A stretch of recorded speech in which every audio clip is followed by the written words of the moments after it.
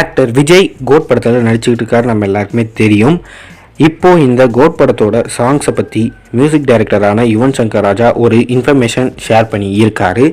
அவரோட ரீசெண்ட் பெங்களூர் கான்சர்ட்டில் சொல்லியிருக்காரு. அது என்னன்னா, ஆக்டர் விஜய் அண்ட் யுவன் சங்கர் ராஜா இவங்க 2 பேருமே சேர்ந்து ஒரு பாட்டை பாடி இருக்காங்களாம். அந்த பாட்டு ஒரு குத்து சாங்காக இருக்கும்னு சொல்லியிருக்காரு. அண்ட் அந்த பாட்டில் பிரபுதேவா அண்ட் விஜய் இவங்க 2 பேருமே அந்த டான்ஸை ஆடுவாங்களாம்.